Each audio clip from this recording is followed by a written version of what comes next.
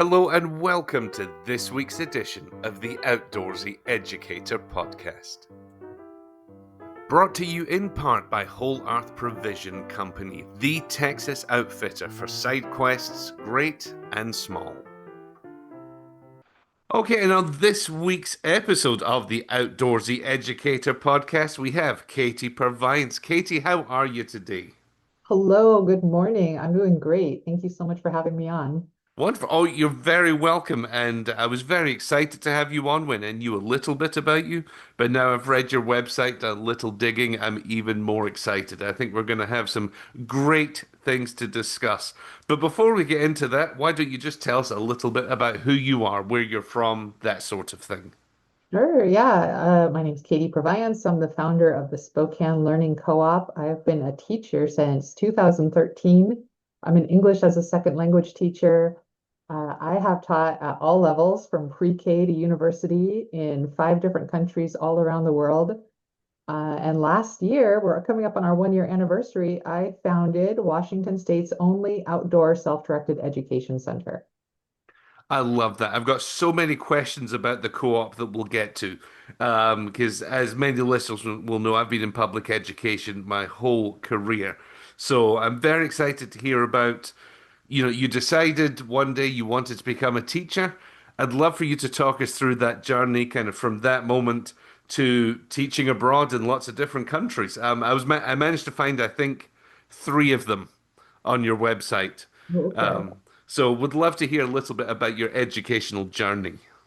Sure. Well, my educational journey really got started in grad school. I was an architecture student at Harvard, and it was a really big deal for me to be there. I'm a first generation college student, let alone the Ivy League, let alone grad school. Like it was a really big deal for me to get Right, it. that's huge. Congratulations. Thank you. Thank you. I just fell in love with architecture. I got my undergrad degree in microbiology. I just did not have a lot of guidance or role models growing up as far as higher education or what a career might look like. And so I was really pioneering the path for myself. The internet did not exist at the time. So I was just kind of flying blind and trying my best with what I had.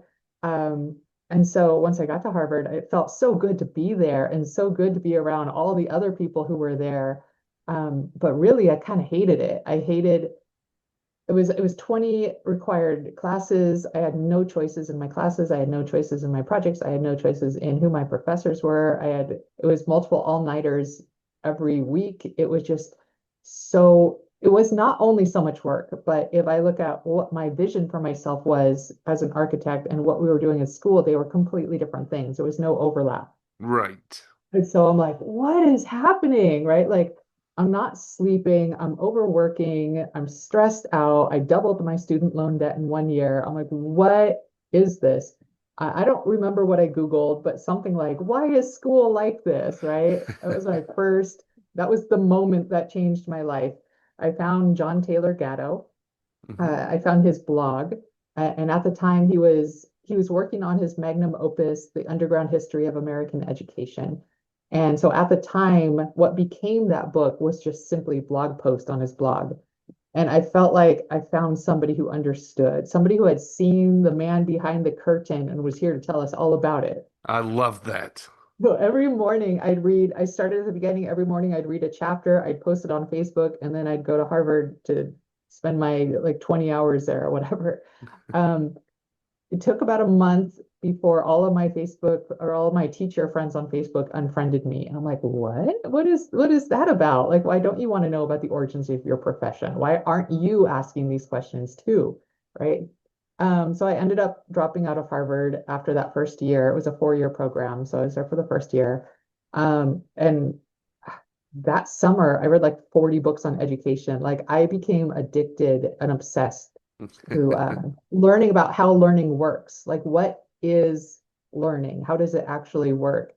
Um, and I'm still down that rabbit hole. That was 2009. I'm still down that rabbit hole. So that's how I got my start in education.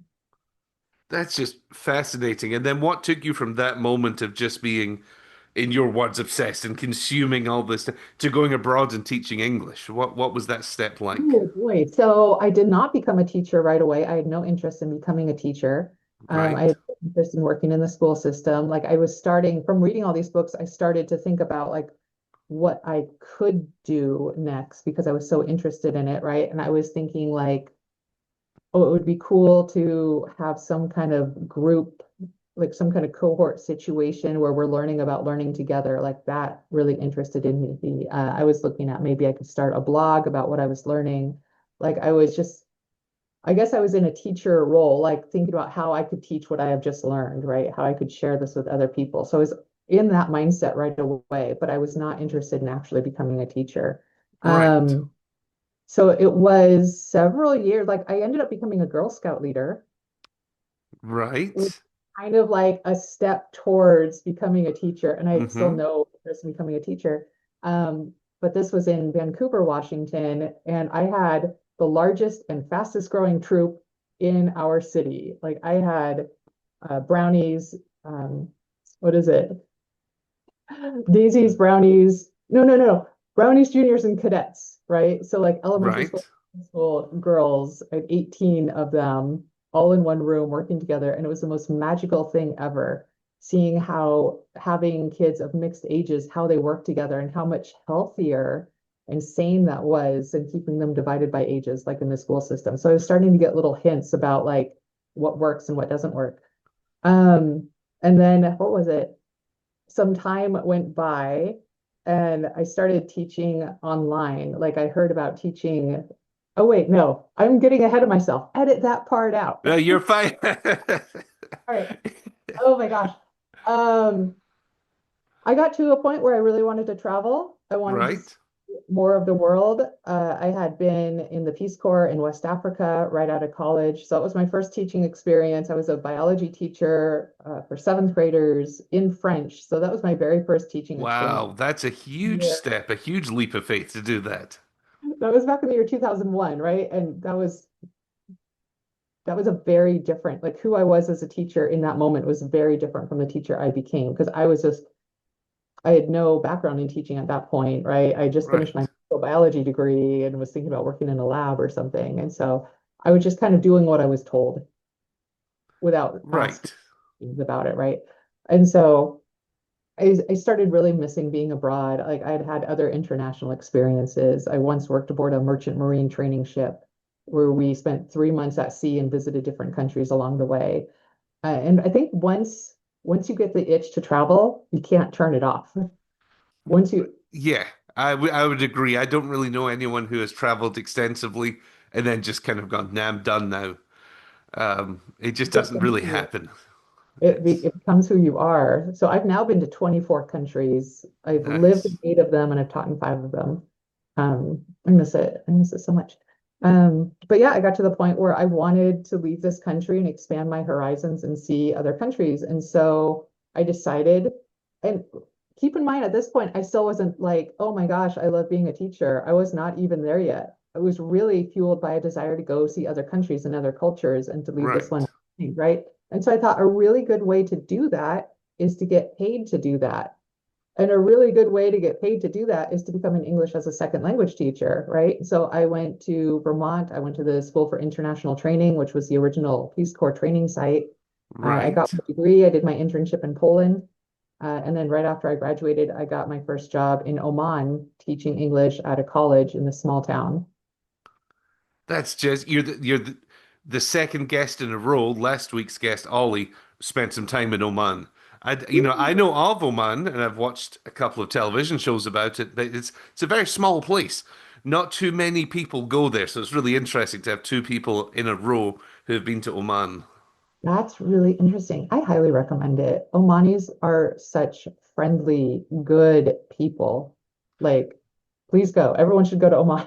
That was how it came up. Ollie has traveled and worked extensively around the world, and it came up as one of his, I think he said, top three places in the entire world to visit because of the people. Um, So friendly, so yeah, kind. yeah, it's Yeah. just a great coincidence. So yeah, we can't talk Oh, highly enough about Oman. yes, yes. And so what else? I just kept traveling, right? I took some, here's where I started. Oh, I've not gone deep into this part of the story in a while. And so Right. I loved being there. I love the people. but the school system was not my cup of tea, right? Um, and so I took a little time. I traveled to Vietnam just because, like, I just spent some time travel, like you do. As you do, Yeah. yes. And I wound up back in Portland, Oregon. And then I started teaching Chinese kids online, and that really changed my life. Like, I was really doing it because I knew I could do it, and money is nice to have, right? So I Right. started waking up at 3 o'clock in the morning to teach kids in China. And after about a month of this, I was like, I love this so much. I want to move to China and do this in person, right? And so that fall, I moved to Shanghai. I got a job at a bilingual school. And yeah, I was a second grade classroom teacher.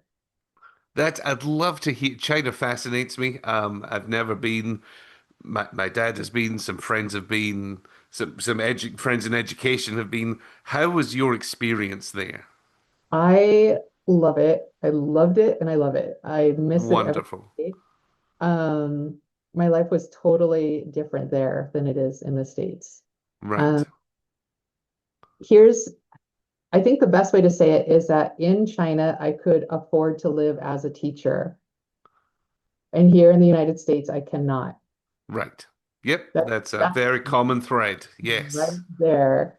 So foreign teachers in China, on top of your salary, we got an extra $1,000 a month out pay for living expenses, the health care, and I had insurance. It wasn't socialized healthcare, universal healthcare, or any of the things we dream about here. It was insurance, but everything was covered. Same day appointments. I didn't pay anything. Like if Right. I was sick, I got to go get taken care of. The end. There was no stress. It was so easy. I had survivor's guilt for how good it was compared to how it is here in the States. Yeah, I mean, the insurance costs are certainly in the school district that I have just left. I mean, they're just, I'm thankful for my time with the district that I just left. It's still an incredible district and it's kind of out of their control a bit. But I feel so bad for the teachers still there. The health costs are especially if they're trying to cover their family, Mhm. are astronomical. I mean, I mean, it's not just expensive, it's prohibitively expensive for many, many people. And it's like, what a crying shame that is. It's just terrible.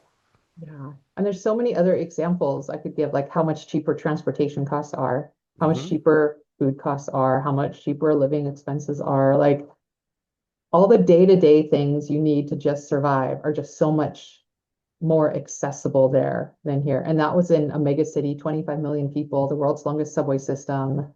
Like it is organized. And my plan going into China was I had started the process of getting my teaching license. Hmm.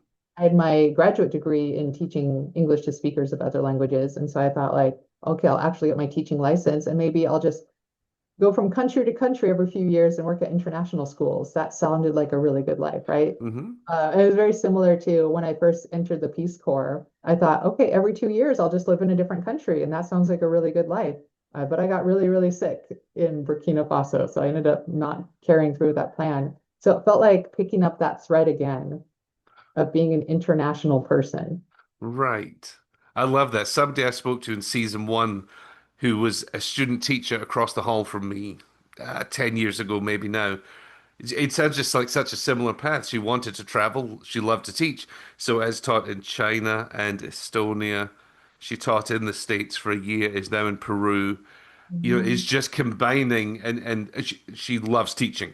But it's a bonus of teaching is it's a great tool to see the world. Yeah, yeah, Yeah, it absolutely. really is. Yeah. I suspect she's not done traveling and teaching and will bounce around the world, and I'm encouraging her to write a book Oh, when she's done.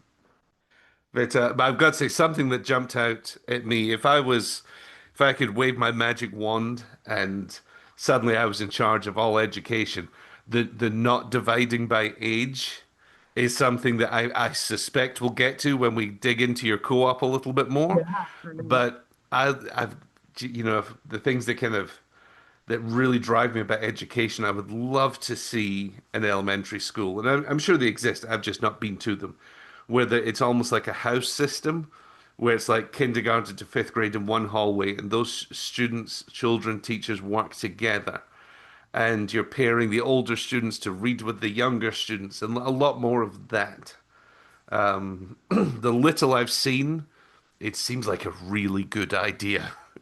It is a really good idea. Yeah. Well, have you heard of Summerhill in the UK?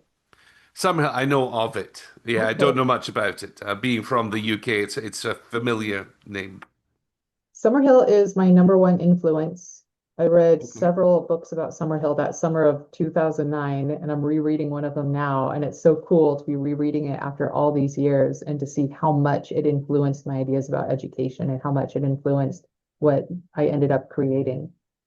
So one thing I didn't touch on, I touched on like kind of point A to point B, but Mm-hmm. I didn't touch on how I fell in love with teaching. And that was really at Yeah. my, like, I loved learning about learning as part of my graduate school program. But it was Right. really during my internship in Poland where I'm like, this is the best thing ever to get to work with young people and for all of us to grow together and for all of us to be a little Right. bit smarter together. I teach sitting down in a circle with my students. It's very communal and community minded. And it just lights me up in a way that nothing else did. And so it's so funny to me to think like I had zero interest in becoming a teacher. And it turned out to be the very best, like my truest vocation. Isn't that funny? It happens. And I think, as you said, you can kind of pinpoint these little moments that come and they grab you when you least expect it. And you're like, suddenly, this is what I want to spend. This is going to be my life's work, Yes. is this. And I think there's something really beautiful about that when you don't necessarily go hunting for it and find it, but it comes and finds you. And often those moments are found in education when you're sitting on a carpet in the morning with a bunch of 6-year-olds talking, and you're like, this is it. This Yeah. is what my life is going to be about, and it's a beautiful thing. I love that you had that experience. Well, So you said, tell us a little more about it. okay, okay. Yeah. Um, so I got to a point. And I Hmm. want to say it was a gradual understanding. Of course, I was fueled and informed by all the books I had read and the ideas I was developing about education. And I came to this point where, kind of like my hero, John Taylor Gatto, I realized that what learning is and what school does are two completely different things. Hmm. So, John Taylor Gatto, he was a New York City school teacher for 30 years. He won New York City Teacher of the Year, New York State Teacher of the Year.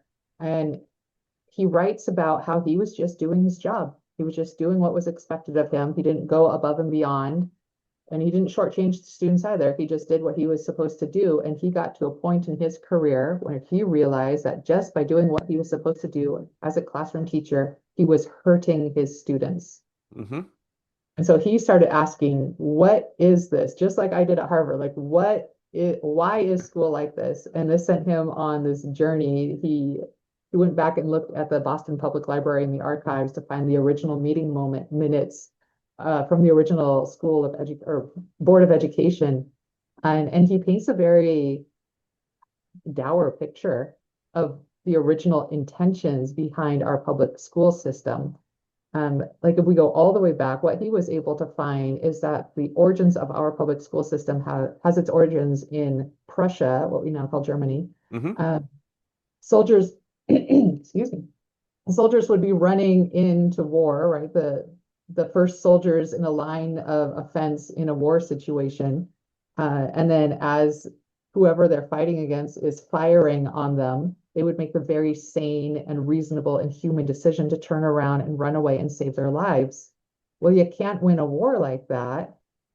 So the generals are like, well, what do we do? How do we make them fight our wars for us? And what they came up with was starting when they're young, make them more afraid of disobedience than they are of death. That's fascinating, and this is the kind of stuff that I just find so interesting, and how far back a lot of this goes. Um, it just so I'm currently working on my dissertation, and something that I've been digging into is simply the word play, because education in ancient Greece, a lot of it was based in play, and just the meaning of the word, and we've gotten away from it in some ways. So education was, yeah, rooted in play, which when we go to a theater and we see a play, we sometimes think that that word has a different meaning than a child playing with blocks on the ground, but actually it's the same thing. It's like your imagination when you press, showing my age, when you press play on a CD player, on your MP3 player, even on your iPhone, you're pressing play because it's that creative element coming out. And again, I'm not even scratching the surface, but it's so interesting how far back a lot of what we do in education today goes. No, it is fascinating. It's he describes some very heartbreaking, dark moments Hmm. in the history of education about how it is and how it has always been a means of control. I used to, and I suspect this is, I don't want to put, words in their mouths, but your friends who you said, once you told them you're reading this book, sort of unfriended you. When I was started in education, I used to sort of push back to a lot of that and think it's just nonsense. And I'm not saying it's too broad of a conversation to have a sweeping statement like it's all true or it's not true. But you've got to be open to these conversations, and whether you agree or disagree in the end, that's fine, but have the conversations. I think is crucial for educators to question what is education about? What are we doing here? And maybe we're doing great things, but maybe there's some things to be improved. And I think if we open ourselves up to just thinking about these things that you've brought up, it's going to do nothing but serve ourselves and our children better. Yes. Yeah. In my humble opinion, of course. Yes. Yeah. So how did you get from there? Now, a co-op. I'm kind of glad that I don't know exactly what it is. What my preconception of a co-op is families who are homeschooling their children, getting together and learning together. That's kind of about all I know. So I suspect that's probably true, but there's going to be a lot more to it than that. That So, is so true. I'd Yeah, love for you to tell me what a co-op is, and then we'll get into yours specifically. sure, sure. So I should say I myself went to a co-op preschool to date myself in the 70s. Right. So I have memories of being in an outdoor space with lots of other parents around and lots of other parents being there to help, and nobody was the teacher. I was not aware. I have no memory of who the teacher was, but I do have memories of lots of parents being around and lots of parents helping. So it had this feel of a village, and that is what I'm trying to create in my co-op, a feeling of a village. Um, so we do have lots of parents around. We have lots of different kinds of families around. And the idea is that the one thing that unifies us all is we believe in self-directed education. And I can get a little bit more into that now. We'll put a bookmark in. Hmm. Um, and so like we have three different weekly gatherings, and one has kids who are very young, like under the age of 5. So for kids who are very young like that, the parents stay the whole time and they are there on site and they are present and they are interacting with each other's kids, right? It's that I've replicated my own preschool experience in a way, except we have a lot more mud and paint here at my co-op than I did in preschool. And then our next age group, we have kids who are like mostly what we would say elementary school age. So ages like Hmm. 5 to 12, they're all together.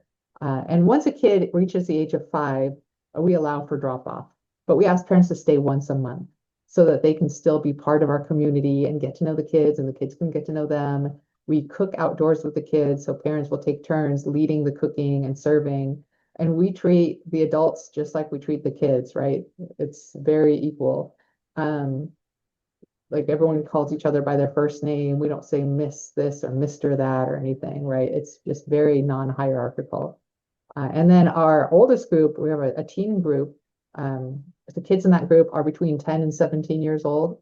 And they also cook, but they take charge of the cooking much more than the parents do, right? They take on more responsibilities because they're able to and because they want to. Right. I find So this. I've got some sort of parallels. 2 years ago, I went up to I had a conference I was going to in New York City. So I went to New Jersey and visited a private school that I thought was a fascinating place. and the basics of it. It was built with every classroom had an indoor and an outdoor space. So one wall of the inside classroom was all glass with a glass door to go to the outdoor learning space that led it then to the communal playground and things.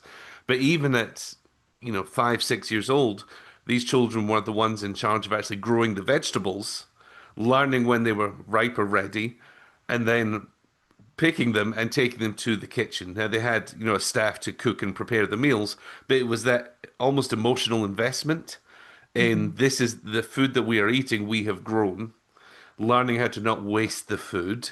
Love it. So very, I mean, the very important things that unfortunately sometimes gets pushed out of education.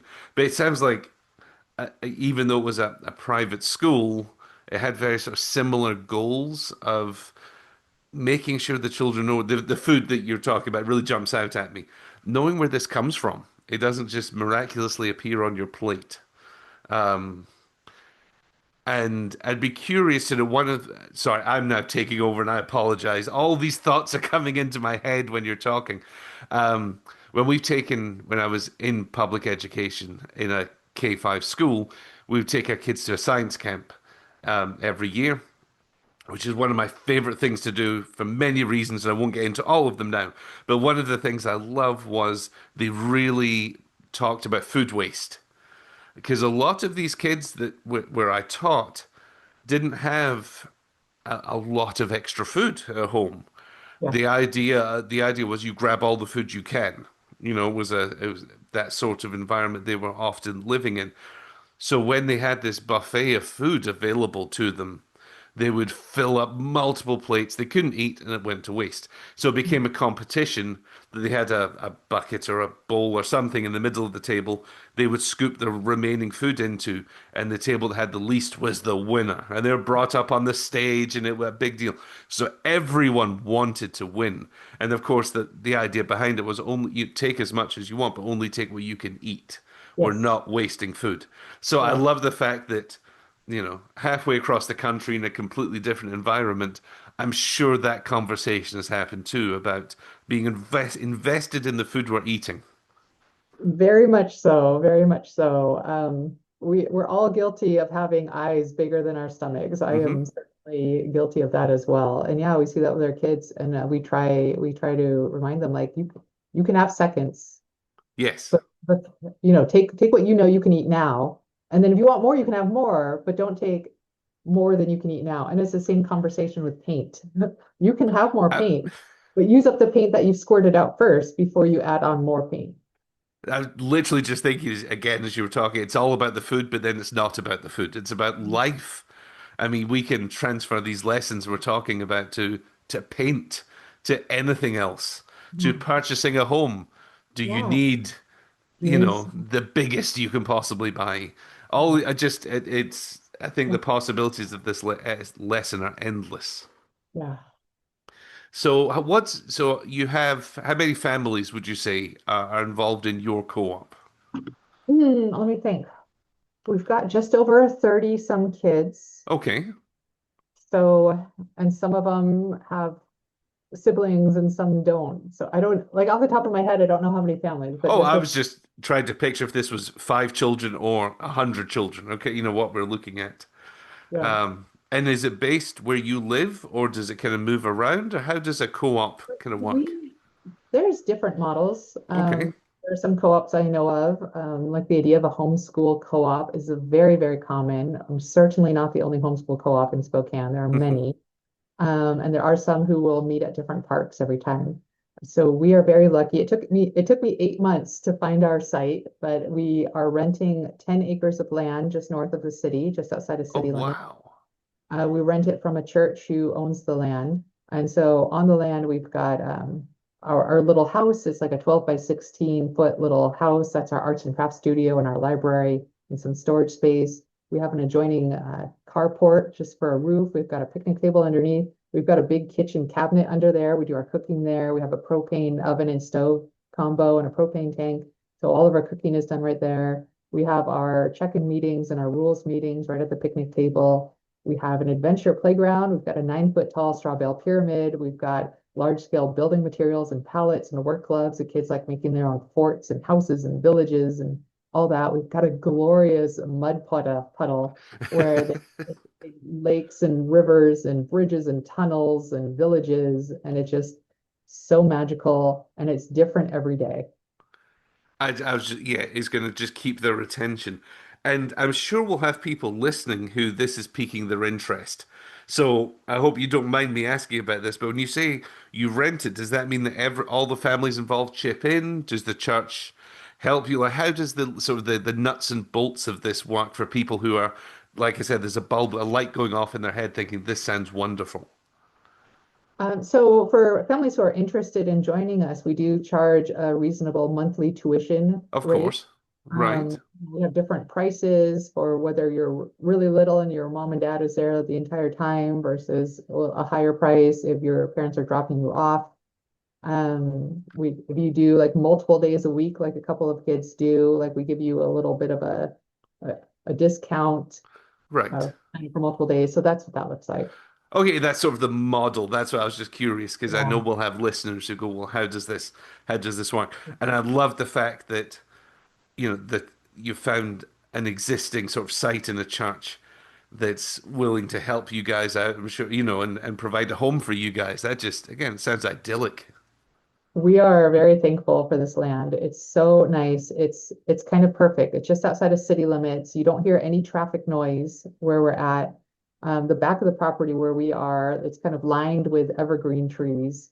White-tailed deer go by, the wild turkeys go by. We see quail. We saw a porcupine once up in the Really, tree, and I realized I had never seen a porcupine in real life, and I wasn't sure at first what it was. I'm like, what is that, right? So that was a lot of fun for all of us to just stand around and talk about it and think about what it was trying to do and all of that. I love it. For those who have not been, I've been to Seattle, and then actually just 2 weeks ago, 3 weeks ago, I was on went to a festival, an outdoors festival. It's on the Columbia River Gorge, so right on the Washington and Oregon border. I mean, I already knew that the scenery up there is stunning, but man alive, is it beautiful.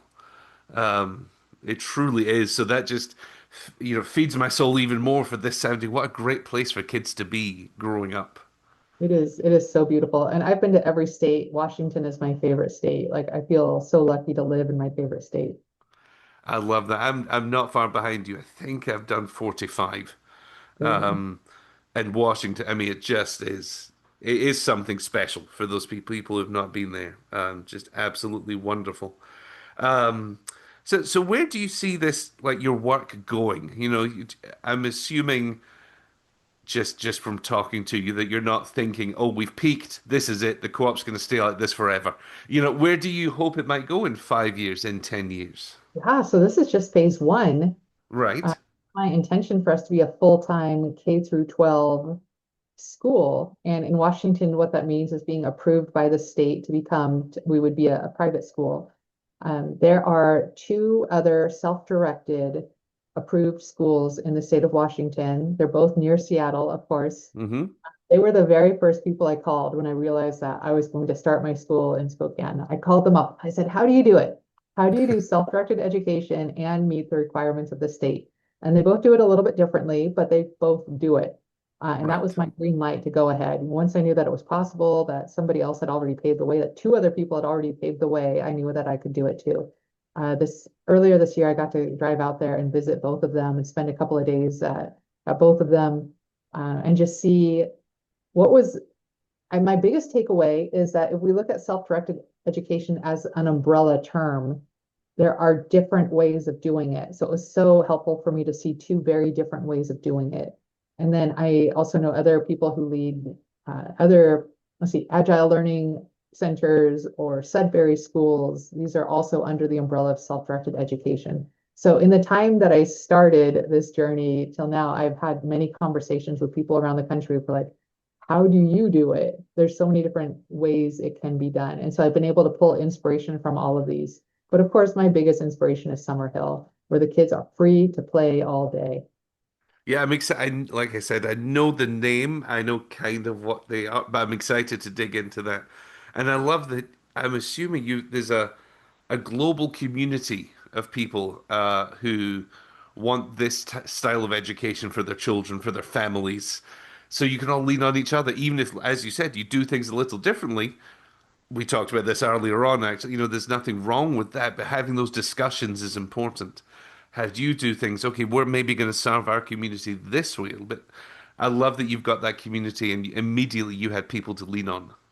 It has been incredible. What I love so much about the self-directed education community around the world is we believe in this model so much that we just help each other. Right. I'm on a Discord. I'm on a couple different monthly calls with people around the country and in other countries. There's the Alternative Education Resource Organization, Arrow, that puts on an annual conference. They've got a directory on their website of schools similar to this or under that umbrella all over the world. There are a lot of us. I didn't do anything new. I just did it here. I love that. And I think that that phrase alone might be really motivating to people. You don't have to reinvent the wheel necessarily, but just doing it in your community where you are for your children, whatever that might be, is really again a beautiful thing. So as we kind of wrap this up, I've got three questions I would like to ask you that I did not send you in advance deliberately, but I can always pause if you want a moment to think. Okay. Um, if you could invite anybody in the world to come and sort of live and work and teach at your co-op for a month, who would it be and why? Yeah, putting you on the spot here. What? I have no idea. They said, I'm bringing my tent. I'm gonna camp at the back of this church's land, and I want to immerse myself in your co-op for a month and give whatever I can give. Who do you think you would like to invite? The first thing that comes to mind is, and is it okay if I don't have a person? Like, I have an idea of what kind of person, but I That's don't have a, perfect. all There's no right. wrong answer. So one thing, so I have to preface by saying we did not intend to become an outdoor school. Right. We became an outdoor school because it was cost prohibitive to be indoors. But I am Right. so thankful that we were too poor to be inside because it's inside that created the magic. And so I would love to have somebody who has all the outdoor skills that I don't have, who can teach the kids a good way to make a fire and all the survival shelters and all that. I got to go to an ancestral skills camp earlier this year, just about an hour north of us. And I got to spend a week with about 80 people like this who know all these skills, who can just live off the land and know what to do. I grew up in suburbia. I don't know how to do anything. I'm a city boy myself. I understand. So When we get, I'm not going to name drop, but when we get off, when we stop recording in a little bit, we're going to have an interesting conversation. I've got a lead for you. okay, great. But I want someone like that who can just show us the way of how to make what we've got even better. I love that. Everything we need is around us. We just need Yes, to know how to utilize and use. Yeah, our I ignorance. love that. Well, like I said, I know exactly who you would invite. We'll talk in a minute. Um, if second of these three questions, if you were given somebody knocked on your door and said, "Here's $10,000 to put towards your co-op," Yeah. what would you do with that money? What would be the next phase of things you might build or provide or do for the longevity and the life of your co-op? Okay, so I have thought about this. So part of the process of becoming an approved school, that's our goal, right? And so I want Yes. everything we do to like push us towards that goal. So part of the process is getting a building inspection, a fire department inspection, a health department inspection, and those are all predicated upon the idea that you have an indoor space. Ah, right. And we're renting our land. We can't really, build on it. My idea, to throw it all the way back to architecture school, I would love for us to design and build our own off-grid straw baled lodge as our like indoor space and still have lots of land, still have all the land, but for the designing and the building of our own space to be part of what we do as a community. And so I'm gonna take your 10,000 and raise you a couple 100,000 Right. somebody to who loves this vision, who wants this vision for their kids and their community to, reach out. The idea is us buying our own land at 20 or 30 acres and making this happen, our own Strawbale Lodge, so that we have that indoor space. We have some pretty cold winters here in Spokane. Hmm. It's amazing to have a space that is designed to be comfortable year round while being off the grid. And then also we can check those boxes with the state so that we can become a full-time school. I love the thought of you being able to utilize your architectural knowledge that you stepped away from full circle all Right? the way back. How cool would that be? Oh, so That would be an wonderful. awesome thing. And my final one of these three questions: what book or piece of music or work of art has had a huge impact on your life? Probably Ah, several, but if you had to just choose several. one. Mm, anything by A.S. Neal. He is the founder of Summerhill. And he's written a number of books. I just bought earlier this year, I bought all of his books. I just want to get into his mind in a way that I haven't yet and really understand his experience because he has been such an inspirational figure in my own journey. I love that. I don't know him. I'm looking forward to looking him up and reading a bit more. As we wrap this up, I'm sure there's going to be listeners who this is a new world to them. How could they contact you, reach out to you, find out a little bit more about what you do? Yeah, there's a few ways. So our website is www.spokanelearningcoop.org, O-R-G. I've got my contact information right there. It's easy to sign up for the mailing list right there or just reach out directly to me. I'm very easy to find online. I'm very easy to find on Facebook. We've got our Spokane Learning Co-op page. You can contact me through Facebook. If you know the spelling of my name, you can get a hold of me. It's not hard. Right. Well, we'll make sure your name is spelled correctly in the Yeah. show notes when we put this out. Well, Katie Provides, this has been eye-opening for me. This has just been fascinating. So I really, really do appreciate you taking the time to join us here today. It's been an absolute pleasure. Thank you so much for inviting me. Of course. Thank you.